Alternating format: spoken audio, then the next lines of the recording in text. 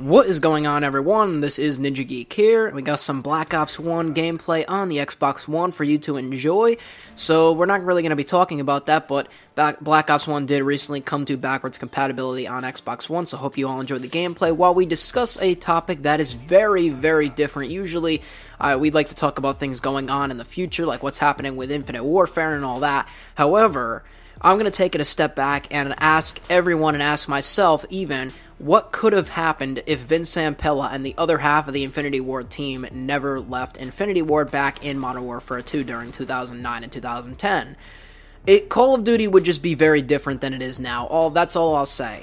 But I wanted to talk about the history of what actually happened with Call of Duty during that time and to this day, and what could have been different, because for some people, they probably don't know what happened with Infinity Ward. Some people just assume that, Call of Duty 4, Modern Warfare 2 are great, Modern Warfare 3, why isn't it great? Why isn't Ghost great? Infinity Ward made it, but it's not the same Infinity Ward team that made COD 4 and Modern Warfare 2. It's a completely different team, because Activision had to get Sledgehammer Games in there for Modern Warfare 3 to help with the development. That game almost didn't come out.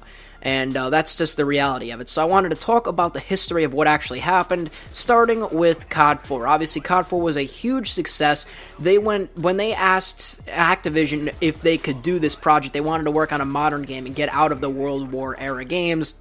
Obviously, now people want to go into the World War era games, which is a huge different topic for a different day, but they wanted to project Call of Duty 4 into people's minds so that we can experience a modern game, and Activision really wasn't about that. That's why World at War was how it was. Activision didn't think it was going to be a major hit, but it turns out COD 4 was one of the best-selling games on the Xbox 360, on anything that in general. Call of Duty 4 hit record numbers, and still to this day is it's what made Call of Duty, essentially. So they started work on a Modern Warfare 2, and the game released obviously in 2009, but the problem was something happened between Vince Zampella, the Infinity Ward team, and Activision that they didn't like the terms that Activision was coming with, and Vince Zampella decided that he was going to leave Infinity Ward along with most of the other people at Infinity Ward. So a lot of people left Infinity Ward during that time, which hence is why Modern Warfare 2 was never supported.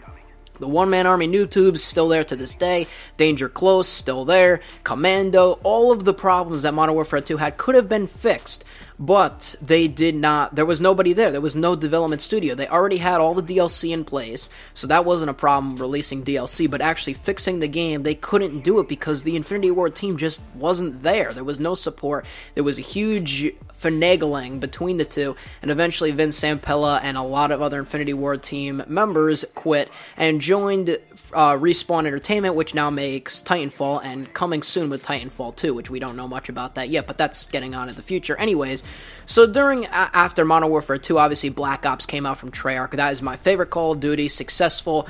Obviously, there was problems with that game, but it was not broken nearly as Modern Warfare 2. Obviously, it was just the regular Call of Duty problems that happen usually every single year. It was Ghost Second Chance, some hit detection problems. But Black Ops 1 overall was a great game, and my favorite of the Call of Duty series. Now, getting into Modern Warfare 3, this is interesting because I kind of touched upon this already.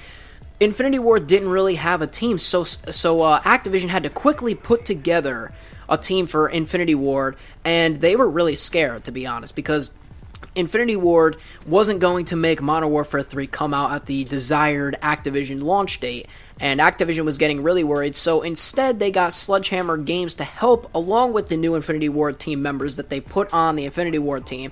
They got Sledgehammer to stop what they were doing, because at the time they were making another Call of Duty game that wasn't a first-person shooter. It was a different kind of Call of Duty game, and they had to completely scrap that, stop development on that, help Infinity Ward develop Modern Warfare 3 to push that out at launch, which is why the game was so broken in terms of everything that was in the game, like death streaks and all that. They probably just couldn't deal with that because it was in Modern Warfare 2. They took the code from Modern Warfare 2 and tried to make it into a game, and Modern Warfare 3 was a rushed product that it was just generically not a great game. Obviously, it sold well. It's one of the best-selling Call of Duty titles out there because it is a Modern Warfare franchise. However, in terms of all the other Modern Warfare games, it was the worst one because, Modern Warfare 2 was the most fun, but it was the most broken, but Modern Warfare 3 was just the worst one in terms of what it had to offer.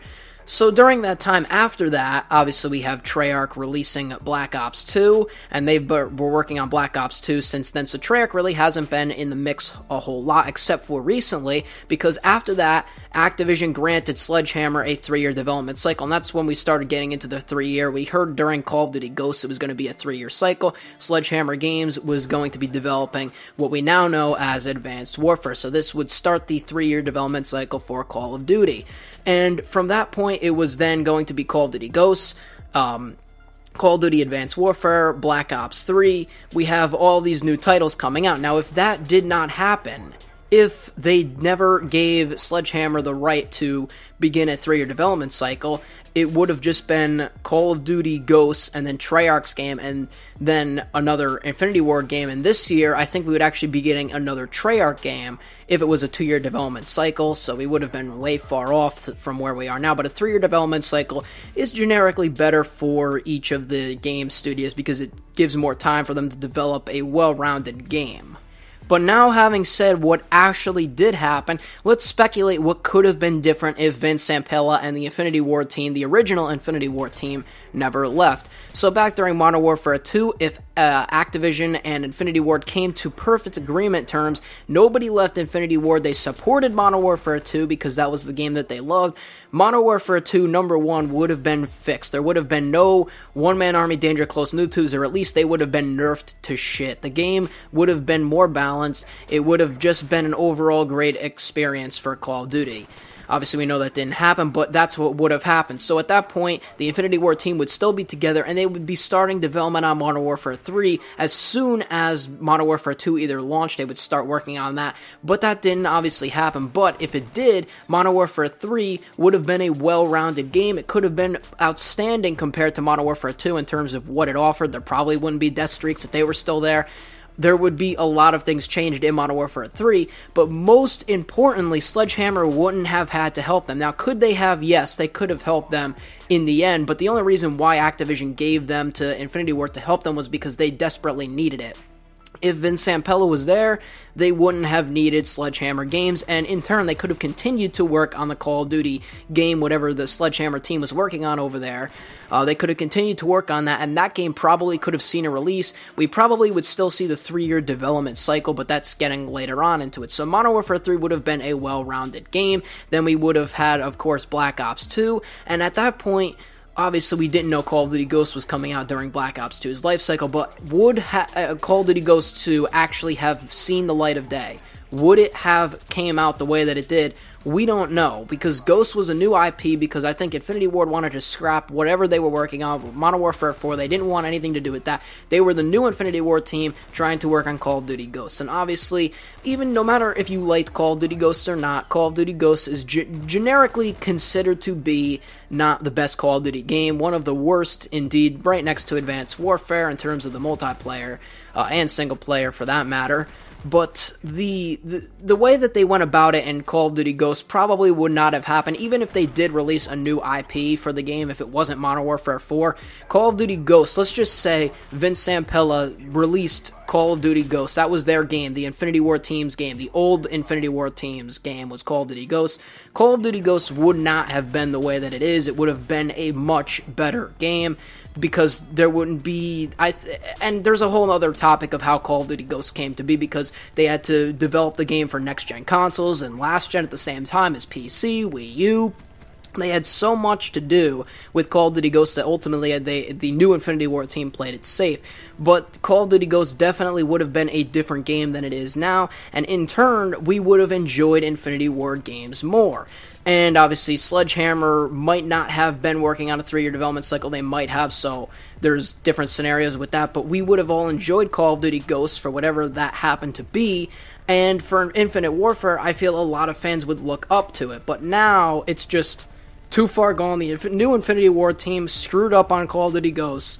And myself, personally, I don't have any hope for Infinite Warfare.